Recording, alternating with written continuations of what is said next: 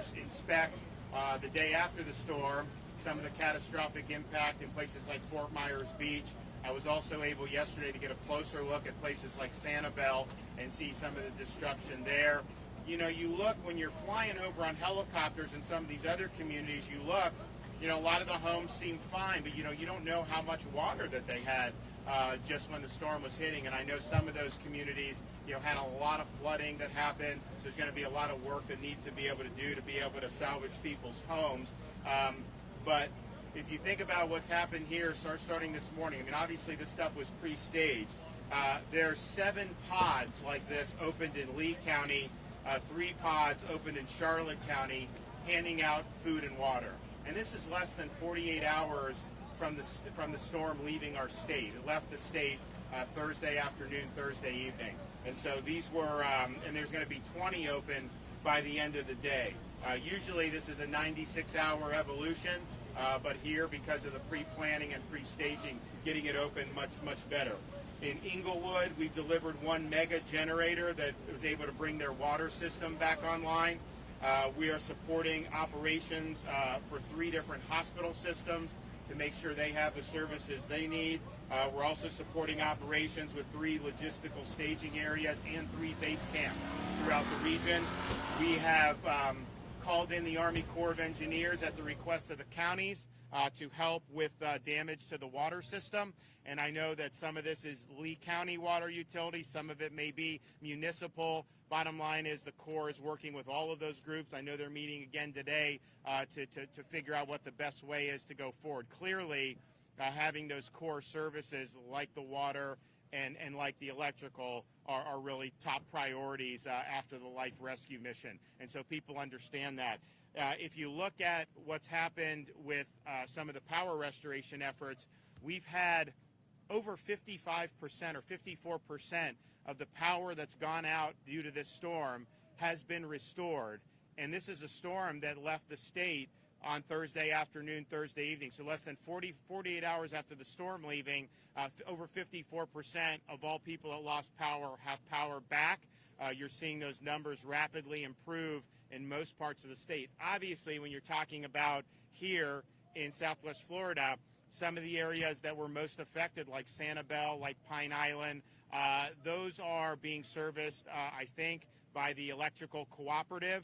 I got a brief from the county. I guess they started repairs, you know, this morning, and so hopefully there's not a lot of structural damage. But you know, I've spoken with FPL, and they obviously have a lot of infrastructure, and I've asked them, hey, if these cooperatives need some of the know-how and need some infrastructure support, will you provide it? And they said that they would provide it. And I think it's not just FPL that'll do that. I think Duke and some of the other big utilities will as well. So well, you've seen progress be made in Charlotte and Lee on the power. I think that's mostly been on FPL sites. And so hopefully they'll be able to get some progress on some of the county or some of the cooperative sites going forward. We're happy to have nonprofit partners like World Central Kitchen, Red Cross, and Salvation Army. They've already done 70,000 hot meals and will be doing more. We are working with the telecom companies. You know, they have surge resources in here, these portable towers, some of the other things to be able to help with the connectivity and get everybody up online. And we hope that that'll work very quickly, and I think there probably will be progress. We also we're working with Elon Musk and Starlink satellite. So they're positioning those Starlights, the Starlink satellites to provide good coverage in Southwest Florida and other affected areas. We have with me, where do I have the, do I have it? So here are the Starlinks that we're going to provide for Lee County. And so what this will do, so they have satellites that beam down, but you can't just get it on your device without having things like that beaming it to the public or beaming it to whatever. So those are going to be really for their use at the places that are offering the emergency response so that they can be fully hooked up and can get online if they need to go. At the same time, we are working with SpaceX, and we are expecting 120 additional large Starlink units to deploy to Southwest Florida. And so they've donated the costs associated with all the coverage. So we want to thank SpaceX and thank Elon Musk for that. A large device, you can put it in different areas in the community that are having problems, and they can get a 13-mile radius, and they can support over 1,000 users at a given time. So you're talking about over 100 of these. Not all will go to Lee, but many will go to Lee, Charlotte, if there's places in Collier, some of our rural counties like DeSoto and Hardy, they're offline too, to be able to do that. So that will help bridge some of the connectivity issues, and we think that that's something that's very, very fun. So we're happy to be able to hand this out to Lee County. I delivered some to Charlotte, and I know we have some for the surrounding counties as well. And we're also going to give for search and rescue and this type of response. Unity Fiber has provided free broadband access, and Verizon has deployed drones to assist with additional cell coverage, and that will also help assess damage and expedite recovery efforts. We mentioned the power situation. If you look outside of Southwest Florida, you've had really strong comeback, and Floridians who've been around for a while remember some past hurricanes. People all over the state could be out for weeks at a time, and so you've had millions restored.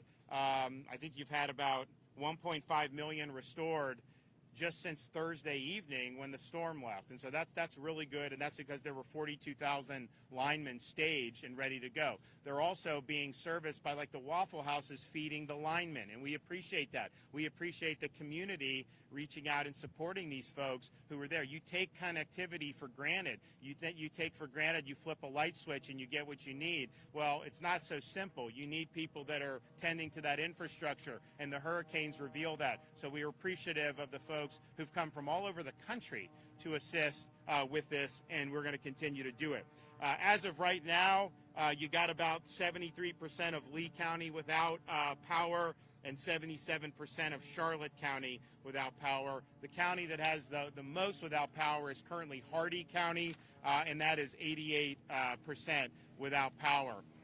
We have moved 1.6 million gallons of fuel into Southwest Florida to support the response. I'm looking at some of these gas stations. Some of them are very busy. Some of them have generators to be able to run. Some of them may have electricity. Others, the fuel is pouring in. It's just they may not have the electricity to operate their pumps. And so that's going to be, the issue. As more people come online, you're going to have more of that. But we've got a lot of fuel that are here, earmarked for whatever needs that people have. We have over 1,300 people on the ground for the Florida Department of Transportation. 1,300 miles of roadway have been cleared. I think people heard that yesterday you had a lot of river flooding in Charlotte County. FDOT had to close I-75 for a 12-mile stretch, and so they're constantly monitoring that. Obviously, that will be open as soon as it can, but as of this morning, they were still doing the detours around the flood impact. There's also other areas where we may expect additional flooding.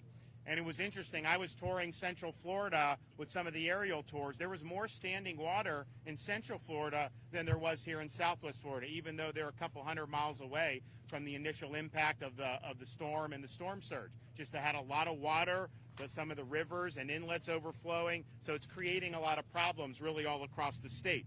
If that impacts bridges, if that impacts roads, then obviously FDOT needs to maintain safe.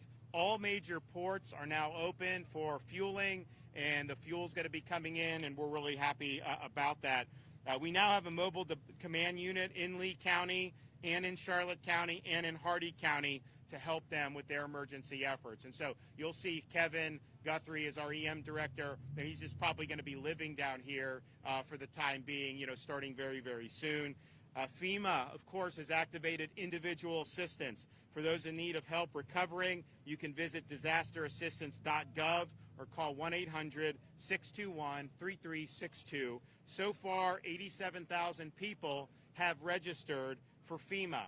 Make sure you take evidence of the damage to your home. If you had flood damage and you have a policy under the National Flood Insurance Program, take pictures of the water line. Hopefully you took pictures when the water was still in there. That will help grease the skids for you to be able to submit your claims and be made whole as soon as humanly possible. We're looking, and we'll have an announcement very soon, to have disaster recovery centers set up, certainly in Lee County and in Charlotte and likely in many other counties. And as part of that effort, you can go. You don't need to go in for FEMA. You can do a lot of this online. But if you have questions, if you're not getting what you need, there'll be the people there to assist you. We'll also have folks from the state of Florida there. And then Jimmy Petronis, the CFO for the state of Florida, is setting up insurance villages so people can come in and meet with the carriers and make their claims. It's interesting, just looking at around the state, we probably suffered more flood damage than wind damage. You look at like a Charlotte County, they didn't get the storm surge they anticipated.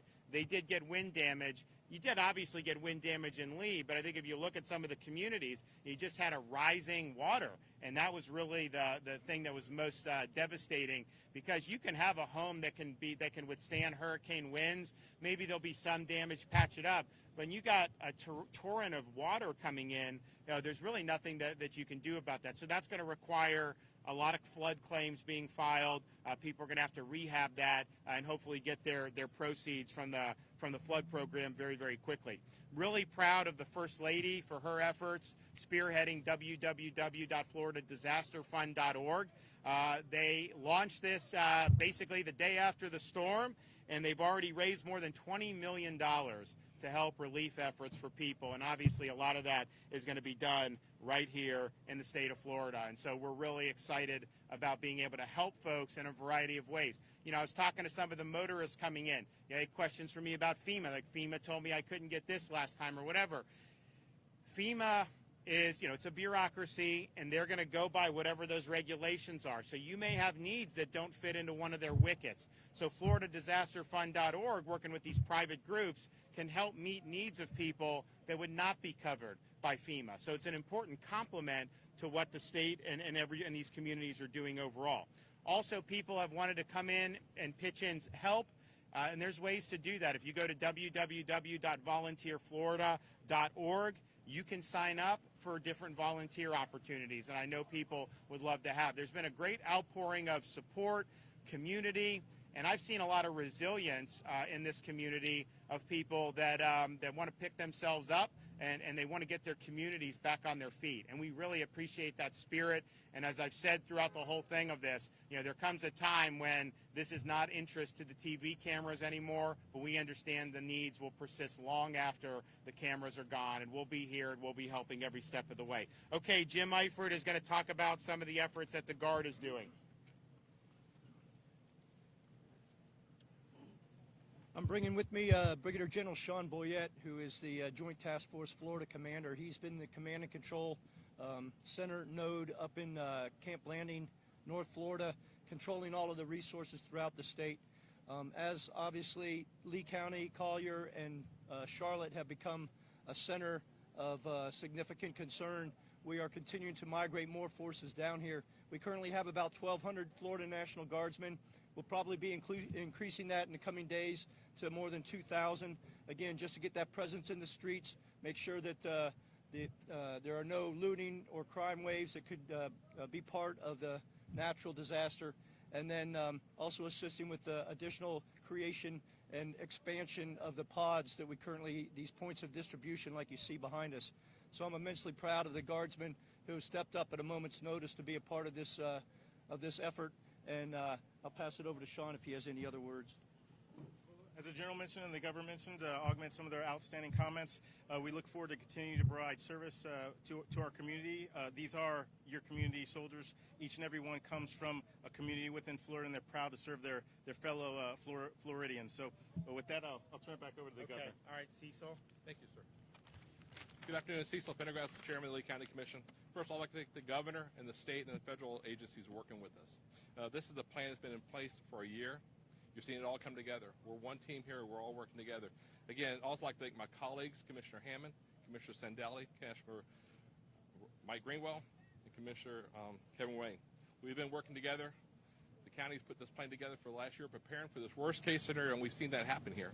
Today is a perfect example of that plan to come together. We're going to have 8 pods open today throughout Lee County to provide water, ice, and food to our residents here in Lee County. So make sure you please follow us on our social media. Call 211 for any more information. Again, my most concern right now is everybody needs to stay patient right now. Like the Governor says, we're going on day 3 after the hurricane. The most important thing right now is stay patient and work with their agencies here locally. Thank you, Governor, and all your staff. Yeah, thank you. Okay, Dane Eagle.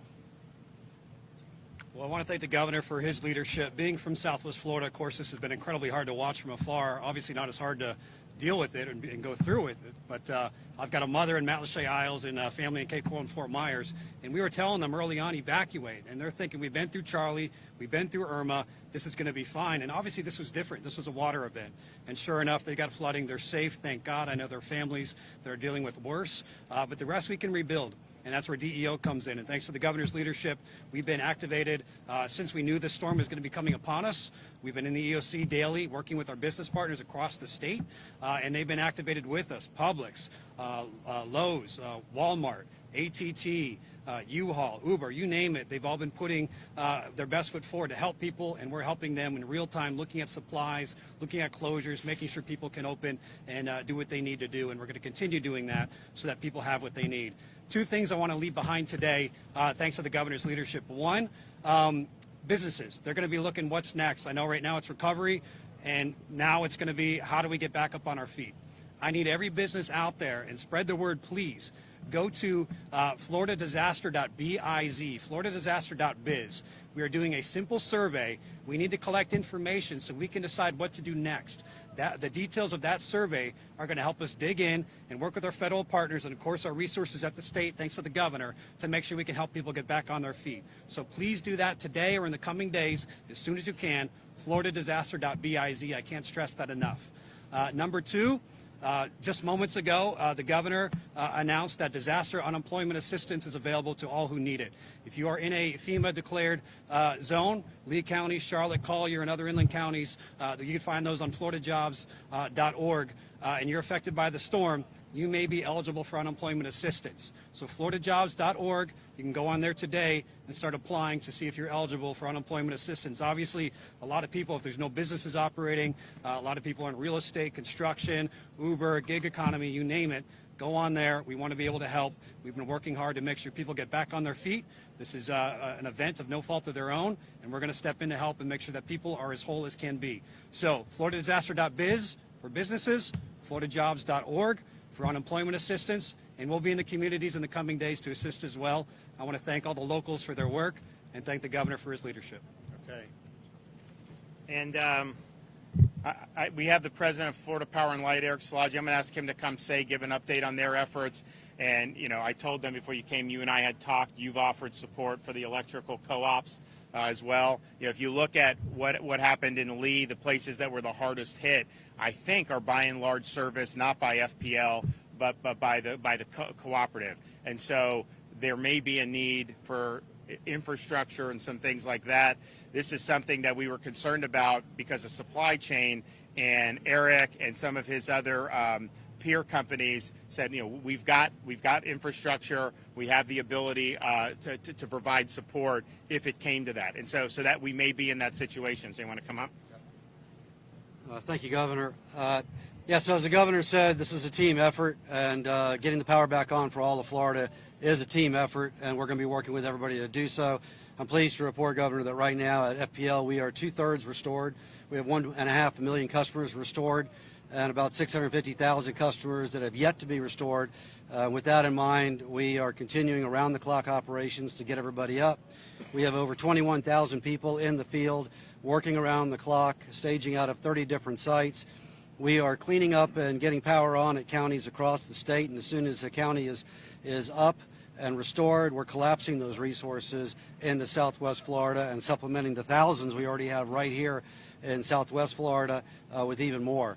We will work with all of the electric providers, whether they're cooperatives, municipal electrics, other investor-owned utilities. It's a hallmark of what this industry does, is to come together to get the power back on for people as quickly and as safely as possible. Part of this is being able to get so many people up so quickly is a testament to the investment and the support we've had from our legislature, from the governor, from other leaders in the state about being able to invest in the resiliency of the infrastructure. At FPL, we have 8,000 miles of transmission in our system, and we did not lose one single transmission structure to this monster storm. Nor did we lose any generation that was not able to provide power. That makes a huge difference in being able to get people up quickly. That's not to say that the distribution system, which many of you have seen pictures along the coast, was not devastated by the storm. We will be rebuilding parts of that, but in most parts we are restoring the power rather than rebuilding the power, and that's because of the support we've had over years to invest in hardening our system with concrete and steel and undergrounding. And Governor, I thank you for that. It's made a huge difference for all Floridians today to have that kind of investment. So there's never been this many people restored so quickly, because we're not even 48 hours after the storm leaving the state of Florida, and you've been through a lot of these storms. I mean, I think this has got to be far and away the quickest, right? That's correct. I mean, at least for FPL, I can speak to that. Hurricane Irma, which was also a monster storm that hit not too far from here, as you recall, was at the time the fastest restoration in the history of the United States at FPL, and we are actually beating that at this point. So this will be the fastest restoration of number of customers that I'm aware of in the country. Yep. And that's, again, a testament to the investments that have been made, as well as the tens of thousands of workers who have come from 30 states to help, and we do appreciate all their help and support as well. Great. Well, thank you. Yes, sir. Okay. Have any questions? Yeah, Governor, as we were watching the storm head this way and our Lee County officials made the call to ask folks to evacuate, how do you feel that was done? Do you feel it was done appropriately in timing? Yeah, absolutely. They were following the data, and you remember people were looking initially at the Panhandle on Sunday. Then Monday came, and people were thinking maybe north of Tampa Bay. When we went to bed Monday night, people were saying this is a direct hit on Tampa Bay, worst case scenario for the state. As that track started to shift south in the computer models the next morning, they called for the evacuation, they opened their shelters, and they responded very quickly to the data. But at the end of the day, Fort Myers and Naples on Sunday, I think of the 11 a.m. advisory, 72 hours out, they weren't even in the cone. I mean, so that's just the reality. So they followed it very closely. I know Kevin Guthrie is in touch with all the EM directors locally, working on kind of what we're seeing with different modeling. And at the end of the day, a storm that's going to hit 150 miles north of you is something that, and I said there'd be impacts all across the Gulf Coast. And I said Sunday, even if it goes to North Florida, it's a big storm. You could see impacts in Naples and some of those areas. But that's a different type of impact than what we ended up seeing. And so I think that they worked very quickly, provide people shelter, provide people the opportunity to do that. And I know many of them did take them up. But I would also just point out, you had people evacuating from Tampa to Southwest Florida. I mean, that happened because of how they were following the track of the storm. Yep. Governor, two major concerns for people, obviously running water and then gas. Do you have any information on, whether the state is going to help restore running water, and then when we could be expecting gas deliveries here? So what we've done on the water, they identified the break, I think, the day after the storm. They requested the state enlist federal support. So we got the Army Corps of Engineers. I think that they made the request at like 3 in the morning on Thursday. Army Corps was here from Jacksonville Thursday afternoon. That's a 6-hour drive under good conditions, as you guys know. So they're there. They're working with not just the county water utility, but some of the other municipal utilities to be able to do that. And we have National Guard engineers available to help the Corps if they need it. And I know General Eifert has a lot of folks there. So at the end of the day, troubleshooting that is really significant, because once you get that going, everything else can really come to life. Even some of the power, you can do the generators, but you need that running water just for basic sanitation. So we're happy that the Army Corps responded very quickly, that they're on it, diagnosing it, hopefully offering a solution as soon as possible. The fuel, as I mentioned in my comments, there's fuel available. It's coming in from the ports. The gas stations that have power or generators typically are offering gas. I think there's just a lot of gas stations that are offline from that, and so the pumps aren't going to work if you don't have the electricity. So I think it's probably more of a power issue than it is a fuel supply issue. And now that all our ports are open, you're going to see more fuel coming in addition to all the fuel we have staged here. We've got more fuel staged here than we've probably ever had for a storm before. Okay, we'll be back tomorrow. We'll see you guys. Thanks, Governor. All right. Let us know what else we can do. Thank you.